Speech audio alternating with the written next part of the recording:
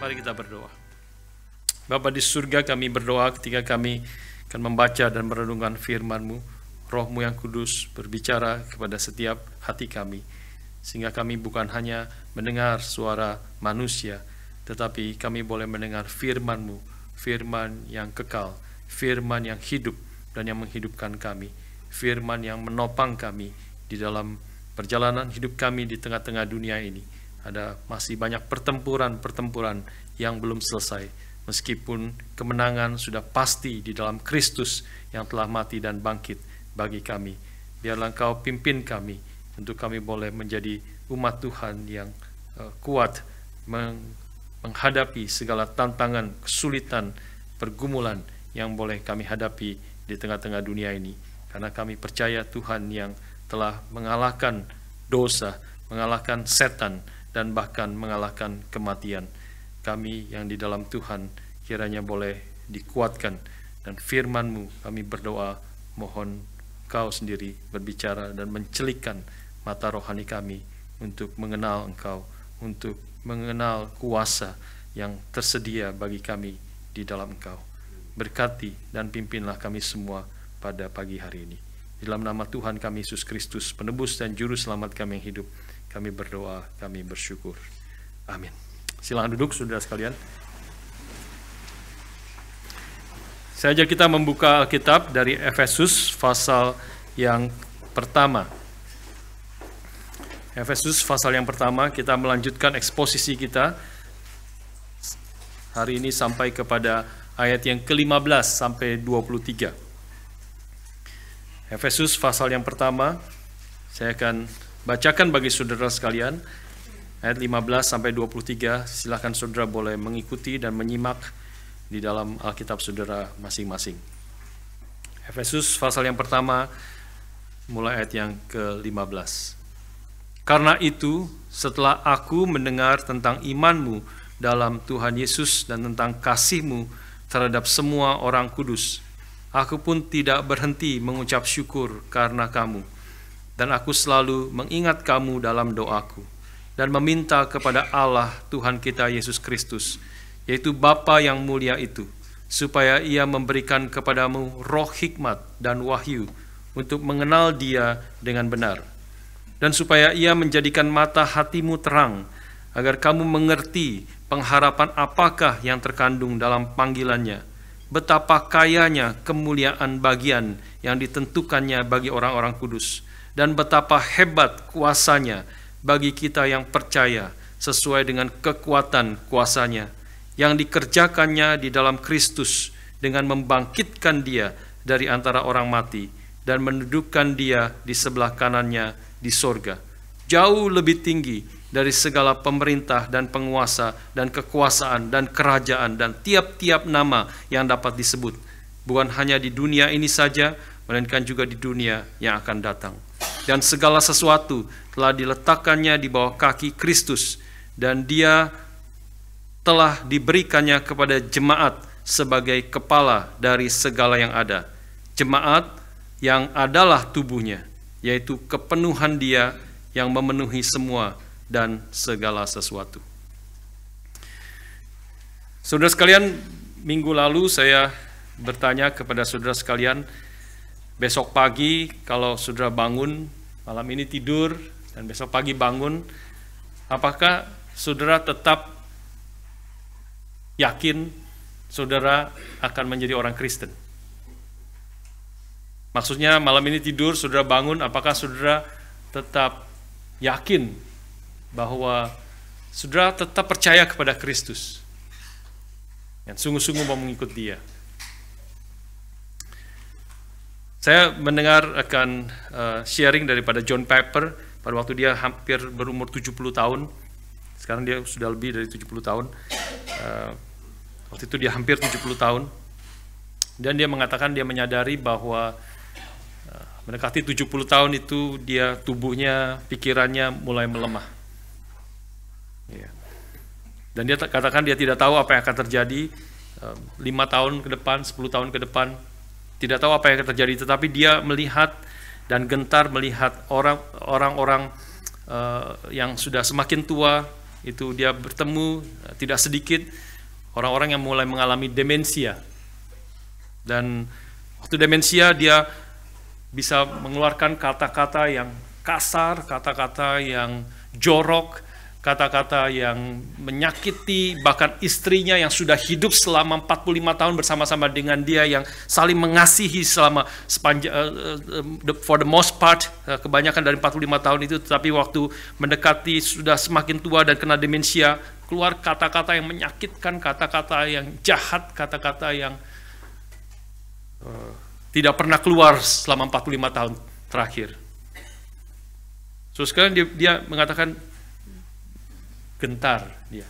Bagaimana kita bisa yakin? Bagaimana kita bisa yakin kalau orang yang kita kasih saja kita bisa umpat kata-kata, marahi dia dengan kata-kata yang begitu kasar? Bagaimana kita tahu besok kita bangun masih percaya kepada Kristus? Maka saudara sekalian, minggu lalu kita sudah belajar bagaimana iman kita sebenarnya tidak tergantung kepada diri kita. By the way, tadi ada John Piper juga mengatakan, dokter-dokter mengutip, jangan dianggap itu dia demensia, mengatakan kalimat-kalimat yang kasar, yang keras. Itu sickness di dalam pikirannya, di dalam segala macam, tidak tahu ya. Itu salah satu bagaimana mengertinya. Jangan dianggap, kau menganggap 45 tahun kau bersama dengan dia, menghibur istrinya. Itulah yang benar. Itulah yang benar. Ya. Saudara sekalian, minggu lalu kita sudah membahas bagaimana iman kita itu tidak bergantung kepada diri kita sendiri, tetapi kepada Tuhan, kepada Roh-Nya yang kudus yang telah diberikannya kepada kita, yang menjadi seal and guarantee, yang menjadi materai dan garansi atau apa istilahnya Indonesianya, jaminan.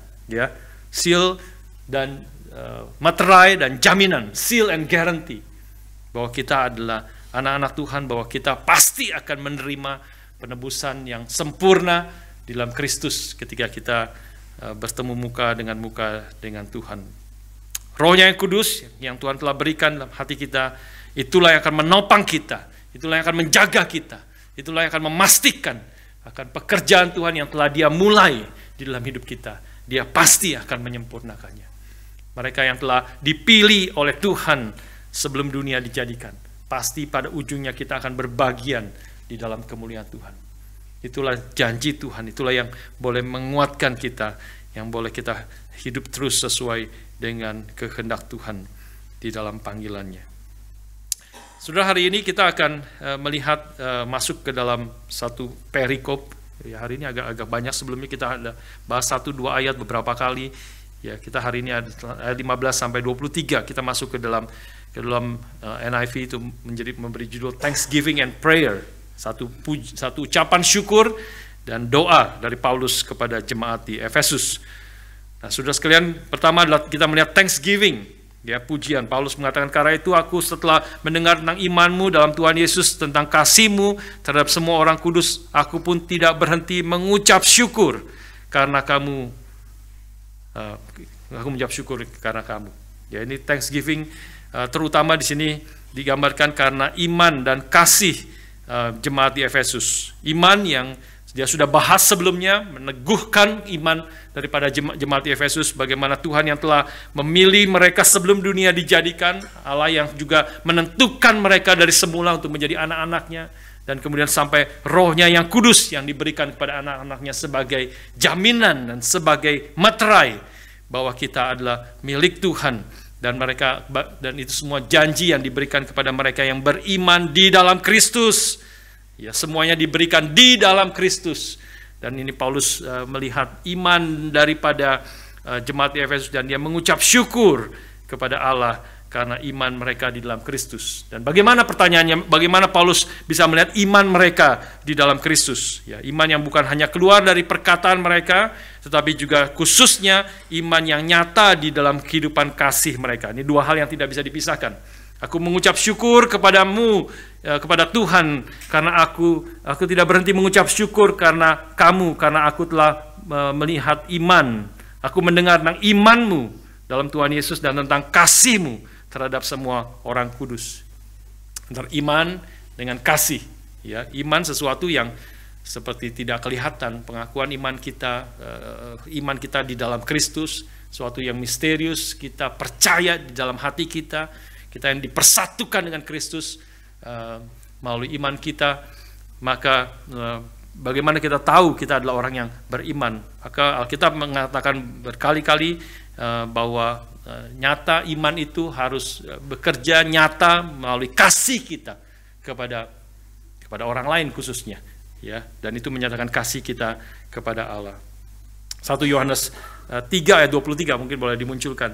Di situ dikatakan, this is his commandment. Inilah akan perintah Kristus, dan inilah perintahnya, supaya kita percaya akan nama Yesus Kristus anaknya, dan supaya kita saling mengasihi sesuai dengan perintah yang diberikan Kristus kepada kita. Indonesianya tidak begitu jelas keunikannya. Kata perintahnya itu adalah singular, dan this is his commandment, ya, singular.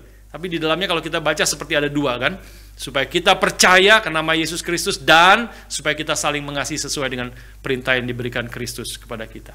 Tapi ini adalah satu perintah, ini bukan dua perintah. Satu perintah beriman dalam Yesus Kristus, dan iman itu muncul di dalam kasih, dan supaya kita saling mengasihi sesuai dengan perintah yang diberikan kepada kita. Jadi ini dua hal yang tidak bisa dipisahkan di dalam kehidupan kita. Ketika orang yang mengatakan kita beriman, maka kita akan dinyatakan iman kita dengan kasih kepada Tuhan dan kepada sesama kita, perbuatan kasih, ya. Yakobus mengatakan iman tanpa perbuatan adalah mati, dan dalam konteks itu adalah perbuatan kasih. Kalau kau katakan kau beriman, aku akan menyatakan imanku dengan perbuatanku, dengan perbuatan kasihku. Tapi kalau kau menyatakan beriman tapi kau tidak ada kasih di dalam kehidupanmu, tidak ada perbuatan kasih dalam hidupmu, maka imanmu adalah iman yang mati. Artinya tidak ada iman. Meskipun kau mengaku kau beriman, sungguh-sungguh beriman, tetapi hidupmu tidak menyatakan kasih kepada Tuhan dan kepada sesama, maka iman itu tidak ada, it's non-existent. Tidak ada iman itu. Iman itu mati kalau itu tidak muncul di dalam perbuatan kasih di dalam hidup kita. Saudara sekalian, kita bersyukur kepada Tuhan. Saya bersyukur kepada Tuhan untuk melihat akan banyak perbuatan kasih daripada saudara-saudara di gereja ini. Kita bersyukur ada begitu banyak kebutuhan di dalam gereja kita, ya. Apalagi kita mulai jemaat yang baru di Springvale, begitu banyak pekerjaan yang harus dikerjakan. Bukan hanya mengerjakan secara teknisnya, tetapi muncul perbuatan itu didorong oleh kasih untuk pekerjaan Tuhan, untuk menjangkau orang-orang.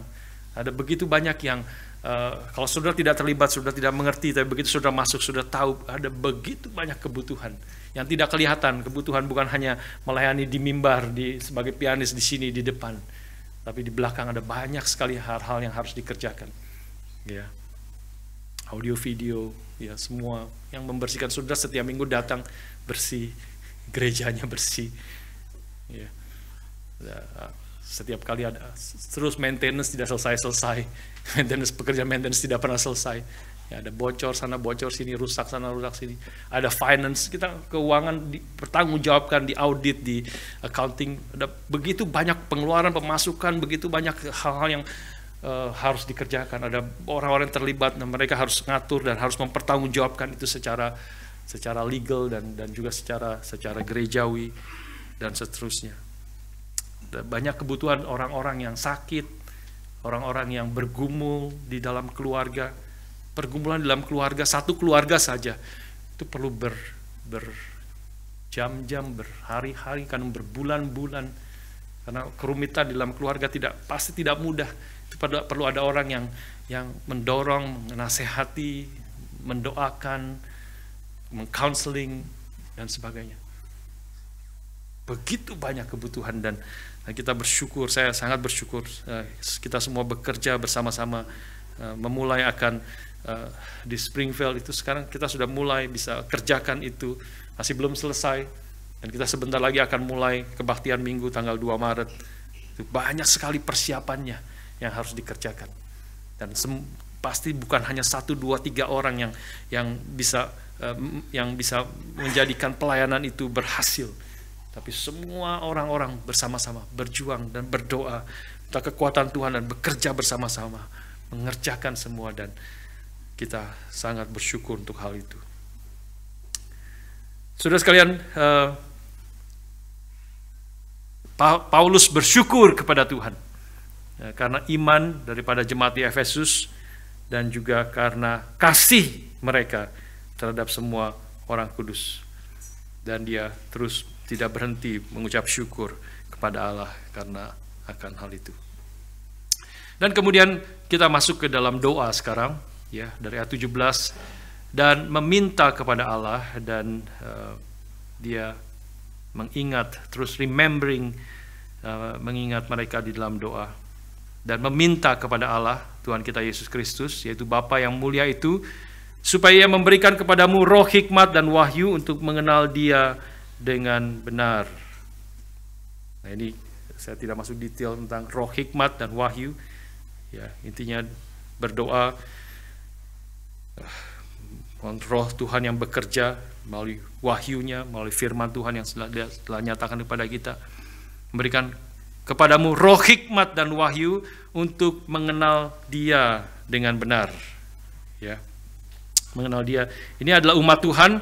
Ini adalah umat Tuhan yang sudah beriman kepada Kristus. Ini adalah umat Tuhan yang sudah juga to some extent menyatakan kasihnya, hidupnya, imannya melalui kasih yang mereka kerjakan. Tapi Paulus terus juga berdoa bagi mereka, jemaat di Efesus, supaya mereka boleh makin mengenal Tuhan dengan benar. Ya, boleh dikatakan, NIV mengatakan wisdom to so that they may know Him better, supaya mereka boleh mengenal Allah dengan benar. Nah, ini menjadi goal, ya, menjadi tujuan daripada Paulus di dalam doanya. Tujuan besarnya, nanti kita akan masuk lebih detailnya. Tujuan besarnya adalah supaya kita mengenal Dia dengan benar, dengan lebih benar, semakin mengenal Dia. Dan bagaimana caranya? Paulus kemudian melanjutkan, yaitu supaya Ia menjadikan, ayat 18, supaya Ia menjadikan mata hatimu terang.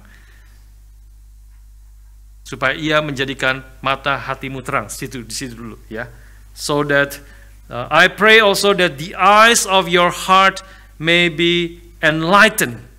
Supaya mata rohanimu terang, diterangi. Ya. Apa artinya? Sudah pernah berdoa gitu? Berdoa kepada Tuhan, berdoa supaya mata rohaniku terang, supaya aku makin mengenal Dia, supaya mata hatiku terang. Sehingga aku makin mengenal Dia, dan makin mengenal kemuliaannya, makin mengenal panggilannya, makin mengenal berapa kuasanya yang besar. Nanti kita akan masuk dengan lebih detail. Tapi makin mengenal Dia, berdoa supaya mata rohani kita, mata hati kita terang, diterangi oleh Tuhan. Apa maksudnya? Apa maksudnya berdoa untuk supaya mata hati kita diterangi oleh Tuhan? Kita mencoba mengerti itu kalau kita membandingkan dengan Matius pasal 13 ayat yang ke-13. Di situ Tuhan berkata, boleh dimunculkan. Tuhan berkata Matius 13 ayat 13, itulah sebabnya aku berkata-kata dalam perumpamaan kepada mereka, karena sekalipun melihat, mereka tidak melihat. Sekalipun mendengar, mereka tidak mendengar dan tidak mengerti. Maksudnya apa? Mereka melihat tapi tidak melihat. Mereka mendengar tapi tidak mendengar. Berarti artinya, pasti artinya ini ada dua macam melihat, dua cara mendengar. Ya. Di satu sisi melihat, tetapi di dalam pengertian yang lain dia tidak melihat. Ya, pasti harus begitu kan pengertiannya. Melihat tapi tidak melihat. Sekalipun melihat tidak melihat. Sekalipun mendengar mereka tidak mendengar. Berarti kita bisa simpulkan di sini ada dua macam cara melihat, yaitu melihat pertama secara fisik, kita melihat, ya, kita melihat Saya melihat saudara hari ini. Ya, tetapi ada cara melihat yang lain, yaitu cara melihat dengan hati, secara rohani. Secara melihat dengan hati-hati, memiliki matanya sendiri yang bisa melihat sesuatu yang tidak bisa dilihat oleh mata telanjang. Yudas itu melihat Yesus secara fisik. Yudas melihat Yesus bukan hanya 1-2 bulan, bukan hanya 1 tahun, tetapi 3 tahun, mungkin sampai 3 tahun setengah, 3 tahun sampai 3 tahun setengah. Yudas melihat Yesus. Dia melihat mukjizat yang dilakukan oleh Kristus. Dia mendengar ajaran Kristus yang penuh kuasa itu.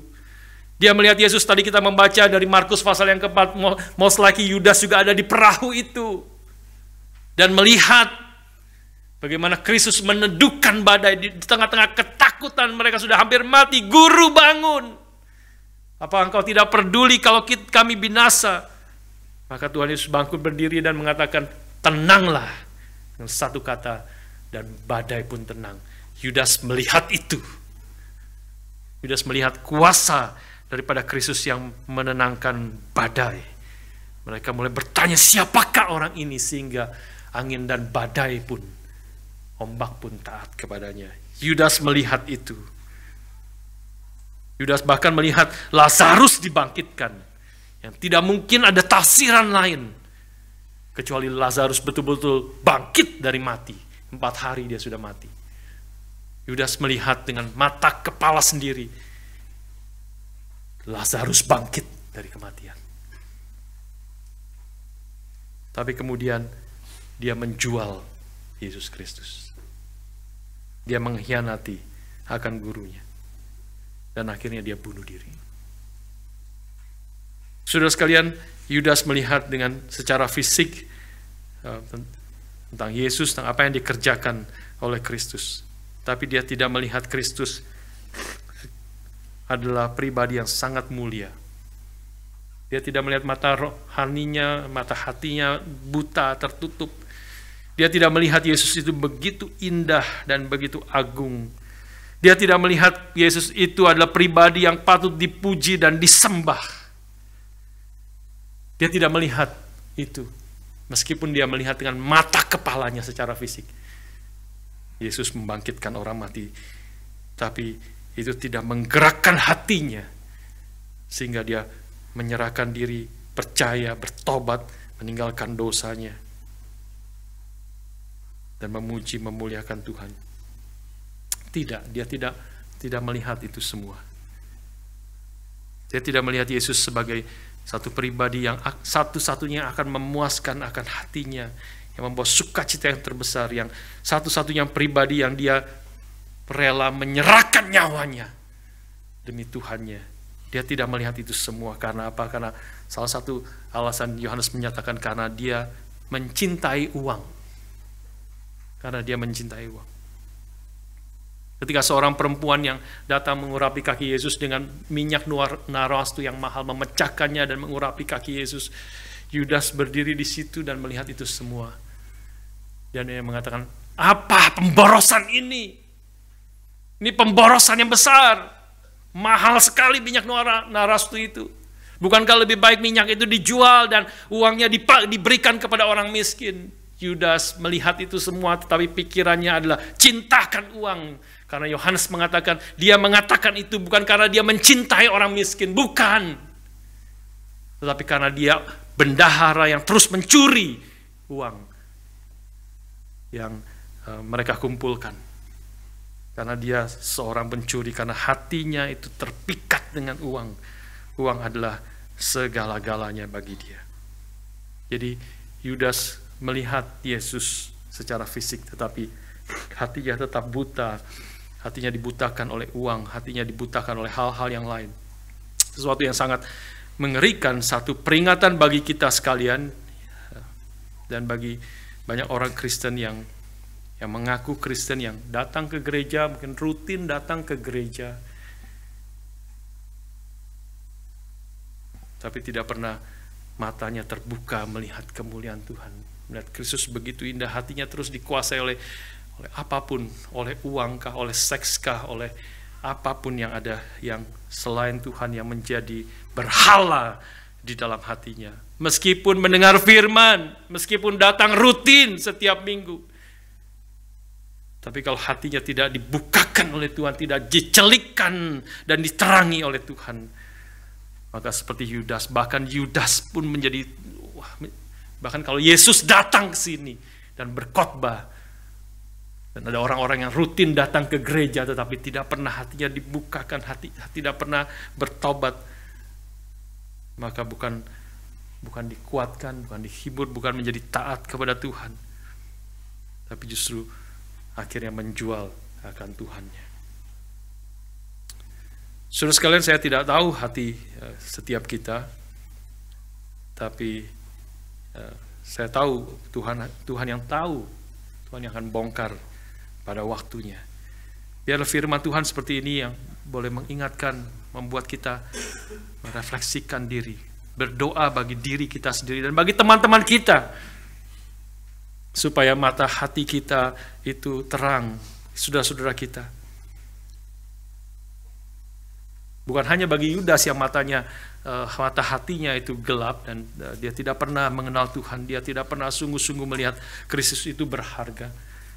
Tapi Paulus di sini juga berdoa bagi kita orang-orang Kristen, orang-orang Efesus yang sudah percaya.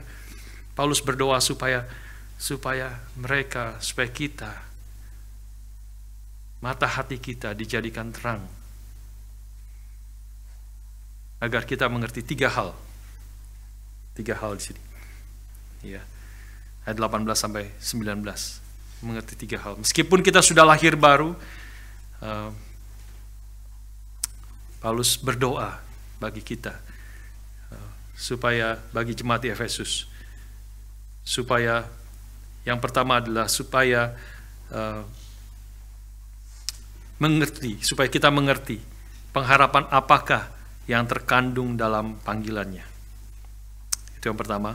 Yang kedua adalah betapa kayanya kemuliaan bagian yang ditentukannya bagi orang-orang kudus. Dan yang ketiga, dan betapa hebat kuasanya bagi kita yang percaya. Nah, ini kita akan renungkan bersama-sama dan saya tekankan nanti akan kita bahas lebih detail poin yang ketiga, karena Paulus kemudian menjabarkan poin yang ketiga itu. Ya, poin yang pertama, kedua yang kita bahas secara singkat. Yang pertama adalah Paulus berdoa bagi jemaat Efesus, bagi kita, by implication, supaya mata hati kita terang dan supaya kita mengerti bukan hanya mengerti akan secara theoretical, mengerti, tahu. Firman Tuhan mengatakan, engkau percaya, engkau tahu Allah itu satu, baik, benar, tapi setan pun tahu dan dia gemetar. Setan tahu Allah itu satu, berkuasa, tapi dia tidak percaya, tidak mengalami, tidak menundukkan diri. Hidupnya tidak diubahkan sesuai dengan pengetahuan kebenaran itu. Paulus ingin kita mengerti seperti orang yang mencicipi madu, bukan hanya melihat madu dan mengatakan madu itu manis, tapi mencicipi madu itu. Mazmur mengatakan, come and taste that the Lord is good. Mencicipi madu itu dan kita mengatakan, betul madu itu manis. Yang pertama, saudara sekalian, Paulus berdoa supaya kita mengerti bahwa ada pengharapan yang pasti di dalam panggilannya. Ya. Kamu mengerti pengharapan apakah yang terkandung dalam panggilannya? Pengharapan yang pasti di dalam panggilannya, yang dimulai pada sebelum dunia dijadikan, eternity past, dia telah memilih kita sebelum dunia dijadikan, sampai pada yang kita sudah bahas minggu lalu, ada materai dan juga jaminan dari Roh Kudus yang telah diberikan kepada setiap kita yang percaya. Itulah pengharapan yang pasti. Paulus berdoa, biarlah mata rohani kita, mata hati kita melihat dan mengalami ada pengharapan yang pasti di dalam Kristus, dalam janji Allah dalam Kristus, sehingga kita boleh menyerahkan, meletakkan seluruh pengharapan kita kepada Tuhan. Percaya penuh kepada Dia dan hidup di dalam panggilannya. Paulus ingin kita mendapat kepastian akan panggilan Tuhan karena Dia telah memilih kita sebelum dunia dijadikan. Yang kedua, saudara sekalian, yang Paulus ingin kita mengerti dan mengenal Allah adalah betapa kayanya kemuliaan warisan bagi kita. Ya, betapa kayanya kemuliaan bagian yang ditentukan itu warisan ya. He has called you the riches of his glorious inheritance in the saints. Yeah. The riches of his glorious inheritance in the saints. Betapa kaya kemuliaan warisan yang disediakan bagi kita, yang pasti akan kita terima. Bukan hanya pasti kita menerima warisan yang Tuhan janjikan itu, tapi juga sesuatu yang kaya atau limpah atau sangat berharga. Warisan itu sangat berharga. Dan bukan hanya sangat berharga dan limpah, tetapi juga mulia. Warisan yang dijanjikan yang pasti itu adalah sesuatu yang sangat berharga dan sangat mulia. Bahwa kita salah satu ditentukan dari semula untuk menjadi anak-anaknya. Kita menjadi anak-anak Allah dan akan menerima warisan itu. Kalau kita adalah anak, kita akan pasti akan menerima warisan dari Bapa kita yang di surga.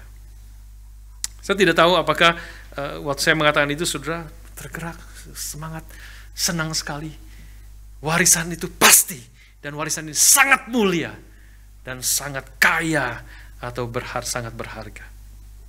Saya tidak tahu, mungkin kita tidak tergerak ya dengan kebenaran itu. Tapi kalau saya katakan, misalnya saya katakan kepada saudara, ada seorang milioner yang bilang kepada saya, dan dia mau mengatakan milioner atau bilioner, dia mau mengadakan eksperimen rohani di gereja IREC Melbourne. Ya, eksperimen rohani. Dan dia sudah kasih saya $1 juta. Ya. Dan sekarang di tempat saya ada 10 cek yang masing-masing harganya $100.000. Dan akan diberikan ke 10 orang dari jemaat sini. Siapa yang akan diberikan? Diberikan kepada mereka yang sangat sungguh-sungguh mendengar firman Tuhan. Sungguh-sungguh mendengar firman Tuhan. Ada $100.000, ada 10 cek $100.000 akan diberikan kepada saudara yang sungguh-sungguh mendengar, yang paling sungguh-sungguh mendengar, akan dipilih 10. Saya jamin saudara akan sungguh-sungguh mendengar semuanya. Akan sungguh-sungguh pakai CCTV dilihat, cek siapa. Karena dari 150 orang akan dipilih 10 saja ya, untuk mendapat $100.000. Saudara sekalian, janji Tuhan, warisan yang diberikan oleh Tuhan kepada kita, yang telah dinyatakan kepada kita, infinitely more precious. 1 juta kali lebih berharga dan lebih mulia daripada $100.000 atau $1 juta yang mungkin diberikan kepada kita. Kita dijadikan anak-anak Allah. Kita adalah milik Tuhan. Barang siapa di dalam Kristus, dia tidak ada apapun yang bisa merebut kita dari kasih Allah. Kita telah dimeterai oleh Roh-Nya yang kudus. Allah Tritunggal hadir di dalam hidup kita, menyertai kita. Menjadi jaminan, Roh-Nya yang kudus menjadi jaminan bahwa kita milik Tuhan, dan ini warisan yang sangat berharga yang dalam bagian terakhir kita akan lihat. Kita akan dipenuhi oleh kehadiran Tuhan, kemuliaan Tuhan yang akan memenuhi seluruh bumi. Kita akan bersama-sama dengan Kristus memerintah. Ini janji Tuhan yang berharga, yang mulia, yang sangat seharusnya menggerakkan hati kita dengan sungguh-sungguh. Yang ketiga, saudara sekalian, yang ketiga, dan ini poin yang akan saya explore lebih panjang. Yang ketiga, Paulus berdoa supaya mata hati kita diterangi, enlightened, mengenal, supaya kita mengenal apa? Mengenal mengerti betapa hebat kuasanya bagi kita yang percaya. Ayat 19 ya. Dan betapa hebat kuasanya bagi kita yang percaya. And his incomparable great power for us who believe. Kuasanya yang tak terbatas, berapa hebat dan besarnya bagi kita. Berapa besar, berapa hebat. Dan Paulus kemudian menjelaskan di sini dengan cukup panjang lebar. Mungkin pertama kalau kita pikirkan bicara tentang kuasa, maka beberapa minggu terakhir kita melihat kuasa satu orang yang sangat besar dinyatakan on display. Ya, kuasa Donald Trump, kuasa Amerika. Ya. Kita lihat berapa lagi diuji kuasanya.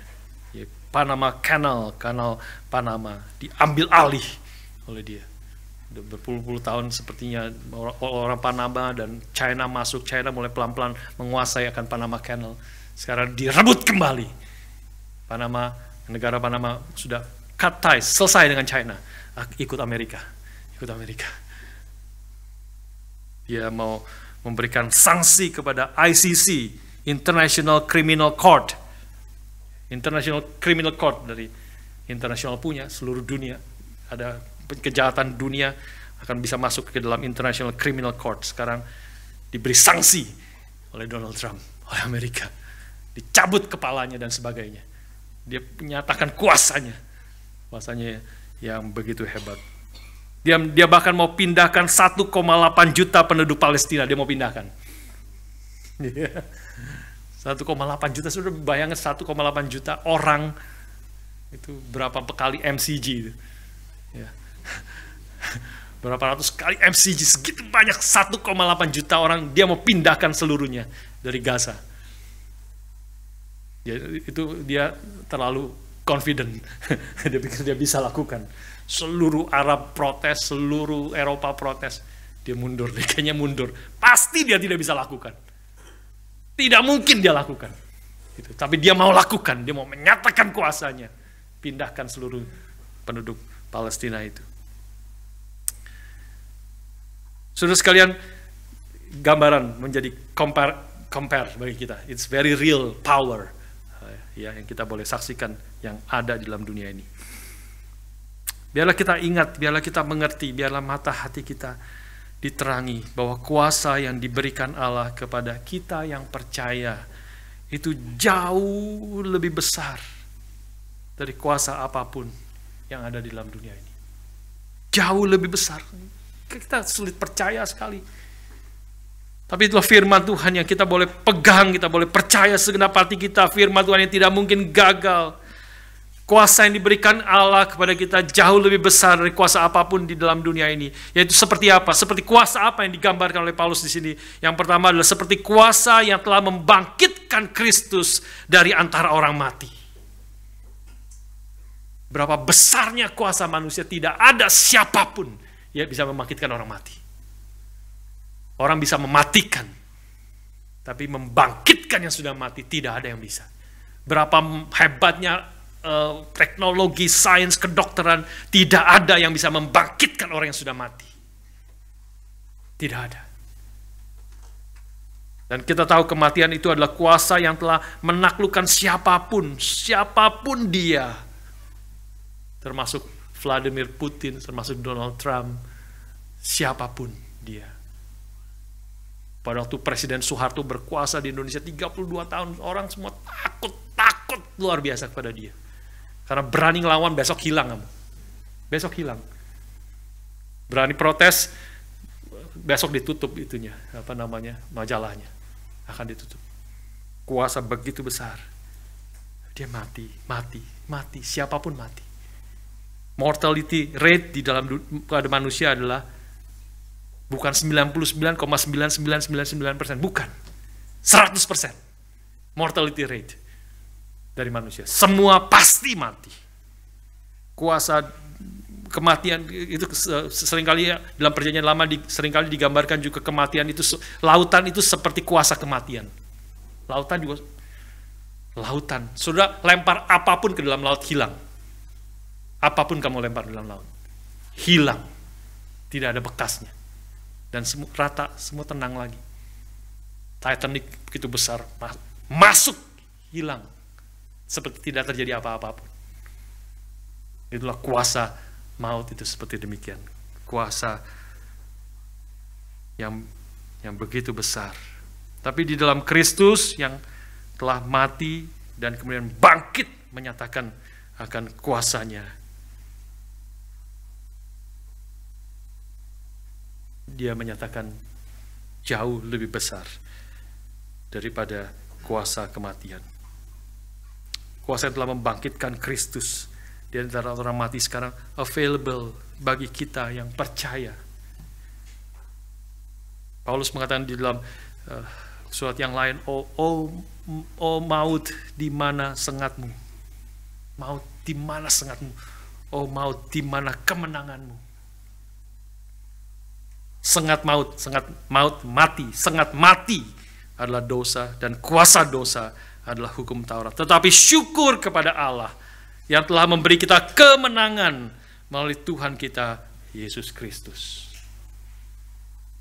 Ya, kita akan masih mati secara fisik, tetapi orang-orang yang sudah memiliki hidup yang baru, kuasa kebangkitan itu berlaku di dalam hidup kita. Dan kuasa itu bekerja di dalam hidup umat Tuhan, orang-orang yang percaya.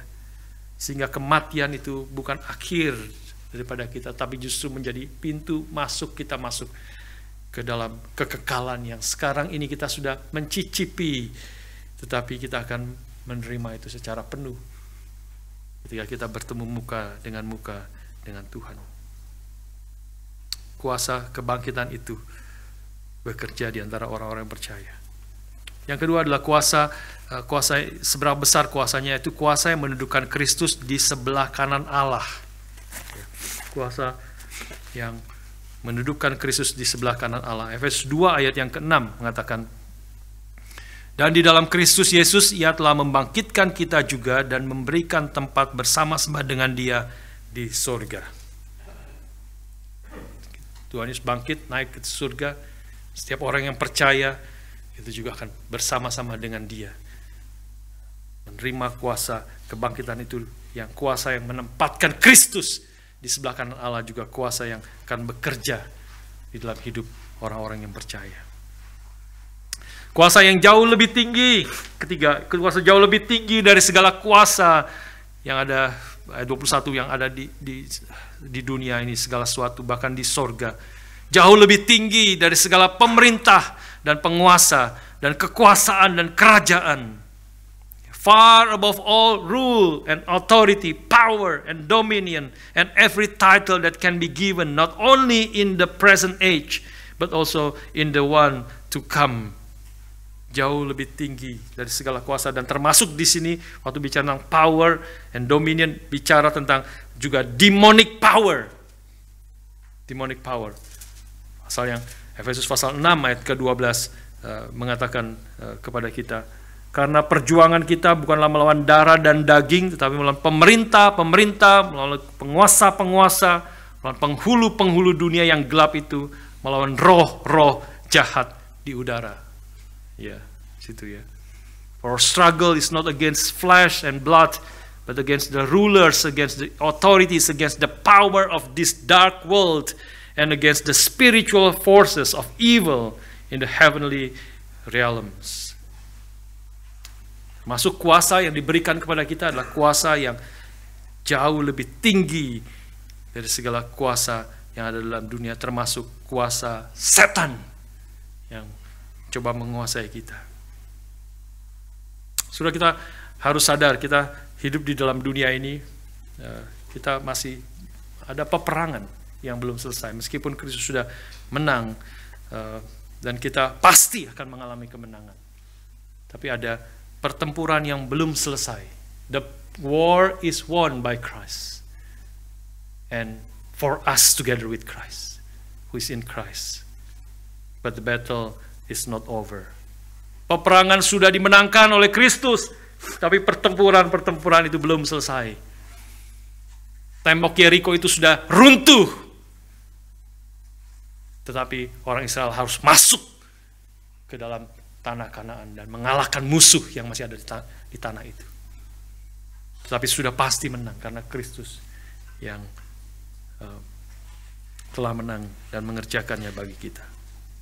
Di atas kayu salib, Kolose pasal 2 ayat 15 mengatakan, di atas kayu salib Kristus telah melucuti pemerintah-pemerintah dan penguasa-penguasa dan menjadikannya tontonan umum dalam kemenangannya atas mereka.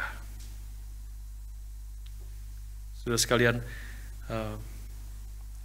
kemenangan sudah pasti, tetapi masih ada tugas yang harus kita kerjakan. Dan setan tidak tinggal diam, setan itu tidak senang kepada kemenangan Kristus. Dia masih seperti singa yang mengaum-ngaum, yang mencoba menelan siapa saja yang bisa ditelannya. Dia akan berusaha menelan siapa saja yang bisa ditelannya. Setan itu tidak suka ibadah kita yang sungguh-sungguh kepada Tuhan. Setan tidak suka hati kita yang mengenal Tuhan, yang menyadari Tuhan besar mulia, yang meletakkan seluruh pengharapan kita kepada Dia. Setan tidak suka akan keluarga Kristen yang beribadah kepada Tuhan.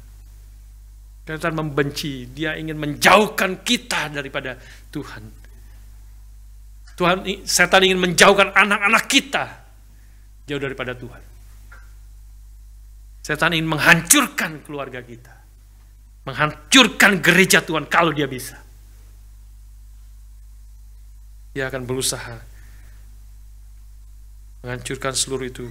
Karena itu kita pengharapan kita, kekuatan kita bukan dari kita sendiri. Sudah dengan hikmat kita, dengan pengalaman kita melawan setan, kita pasti kalah. Pasti kalah. Setan begitu penuh kuasa, pengalaman jutaan tahun dari kekekalan. Dia diciptakan mungkin bukan di dalam waktu sebelumnya, sudah diciptakan oleh Tuhan. Tuhan menciptakan malaikat yang kemudian melawan Tuhan. Dia punya pengalaman mulai dari Adam dan Hawa menggagalkan, menjatuhkan umat Tuhan. Buat mereka berdosa. Setan ingin mencoba terus menghancurkan pernikahan kita, diri kita sendiri. Ada pride di dalam diri kita, pornografi, kemalasan, hidup bagi diri sendiri, hidup yang mencintai uang, mencintai kenyamanan diri lebih daripada segala sesuatu. Setan ingin masuk, jauhkan kita dari kehendak Tuhan, menjauhkan kita dari hidup menyangkal diri, mengikut Kristus,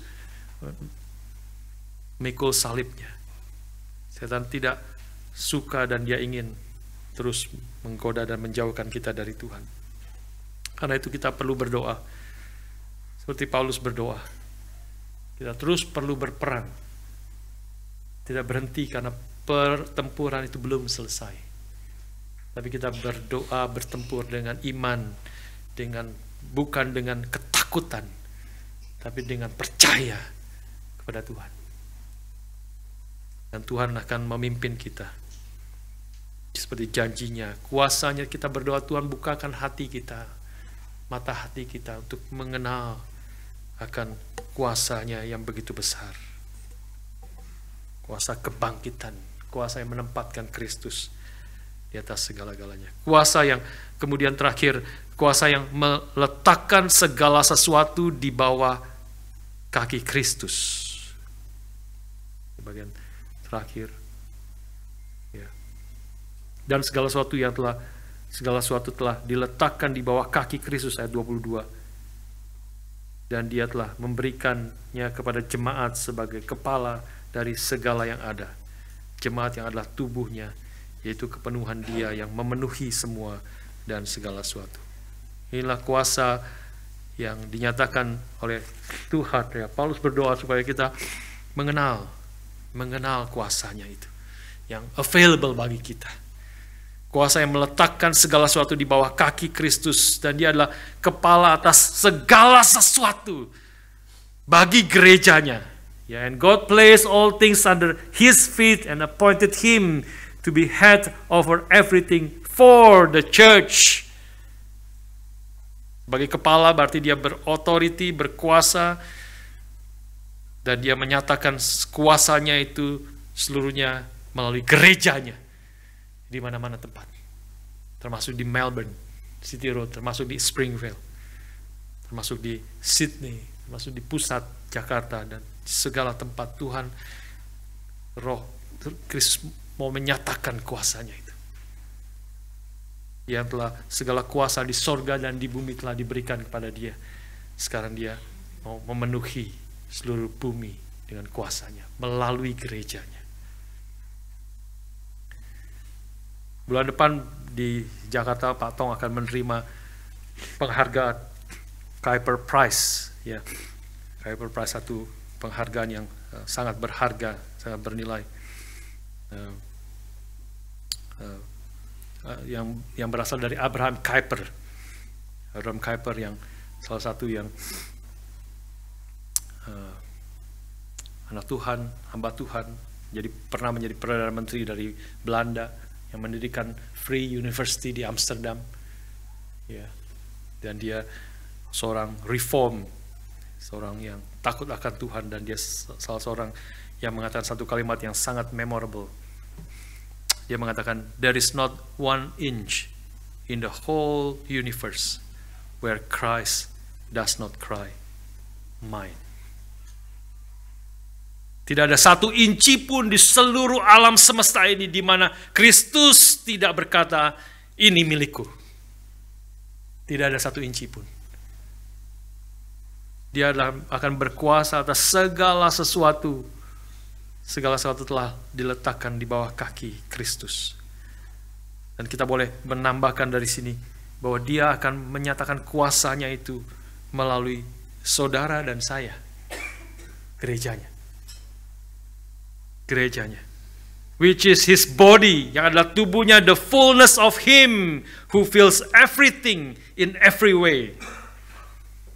Adalah tubuhnya, dia akan memenuhi seluruh dunia ini dengan segala sesuatu, di dalam segala cara. Tidak ada 1 inci pun di seluruh alam semesta ini di mana Kristus tidak berkata, ini milikku. Dan Tuhan telah menebus kita, Tuhan telah memilih kita, dan Tuhan menyatakan melalui tubuhnya, kita adalah tubuhnya. Dia akan hadir, menyatakan kuasanya, menyatakan kasihnya, menyatakan pengampunannya, menyatakan kebesarannya, menyatakan kemuliaannya melalui hidup kita, melalui perkataan kita. Dan itu yang Tuhan inginkan. Kita sulit sekali mengerti. Kita seorang yang sangat biasa, kita yang sangat sederhana, tapi itulah janji Tuhan yang terlalu besar, terlalu mulia. Tapi Tuhan ingin, seperti doa Paulus ini mengatakan, biarlah mata hati kita terbuka, melihat berapa kayanya akan kemuliaan warisan bagi kita. Berapa pengharapan yang pasti di dalam panggilannya, dan betapa kuasanya yang telah diberikan kepada kita yang percaya. Biarlah kita berdoa, saudara. Kita berdoa, firman Tuhan mendorong kita, memberi kita cara pikir, membuat kita mengerti panggilan Tuhan dalam hidup kita. Membuat kita sadar akan panggilan Tuhan. Biarlah kita sungguh-sungguh berdoa kepada Tuhan. Minta Tuhan menjadikan mata hati kita terang, sehingga kita bisa melihat, mengerti, menyadari betapa besar kuasanya bagi kita yang percaya. Maukah saudara masuk bersama-sama berdoa, berjuang,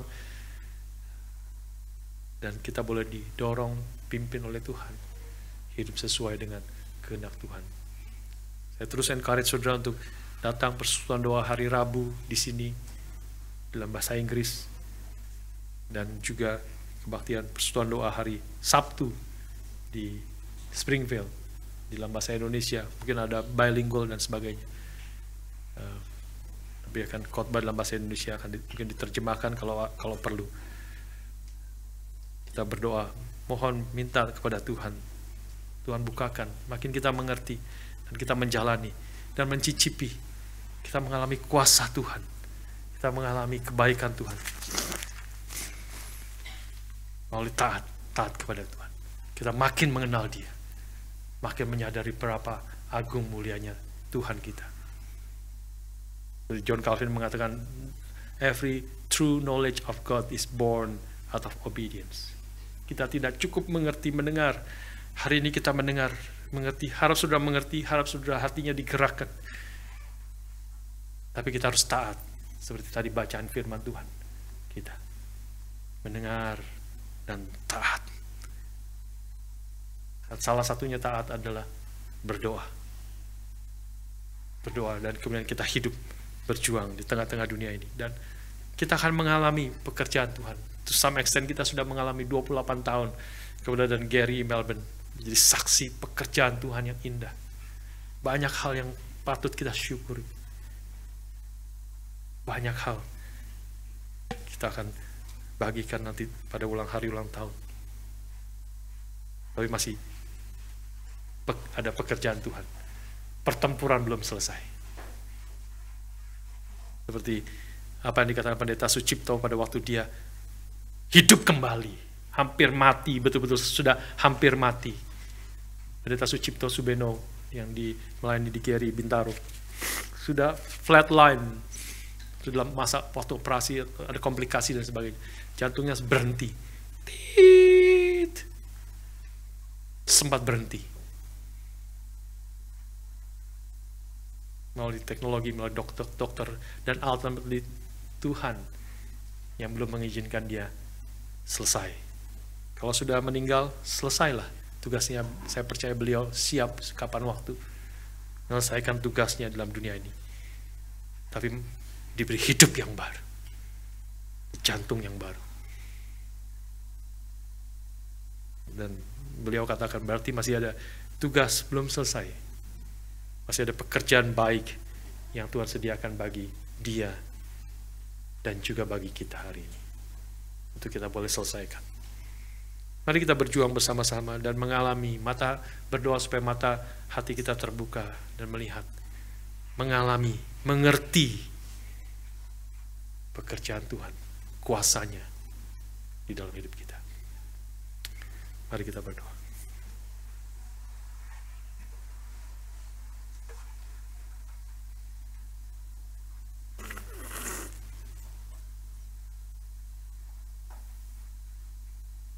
Tuhan, firman-Mu sudah kami dengar, dan kami berdoa, hamba-Mu berdoa, supaya setiap kami yang ada di tempat ini, setiap orang yang mendengarkan firman Tuhan ini, boleh digerakkan hatinya, sungguh-sungguh berdoa dan memohon kepada Tuhan, supaya Engkau mencelikkan mata hati kami, menerangi mata hati kami, supaya kami boleh mengenal Engkau, mengenal panggilan-Mu, dan mengalami kuasa-Mu di dalam dunia ini. Di dunia yang penuh dengan tantangan, kesulitan, bahkan dalam hidup kami, dalam keluarga kami, dalam gereja-Mu, di tempat ini. Kami memerlukan Tuhan yang bekerja. Kami sungguh-sungguh berdoa supaya Engkau menjauhkan kami dari pencobaan dan melepaskan kami daripada yang jahat. Deliver us from evil, O Lord. Karena tanpa Engkau menjawab doa ini, kami tidak mungkin lepas dari kejahatan dan dosa. Karena itu pimpin kami terus bersandar kepada Tuhan, berharap padamu dan mengalami kekuatan, sukacita, harapan yang pasti yang kami temukan di dalam Tuhan. Berkati kami semua dan pimpinlah kami. Di dalam nama anak-Mu yang tunggal, Tuhan kami, Yesus Kristus, kami bersyukur, kami berdoa. Amin.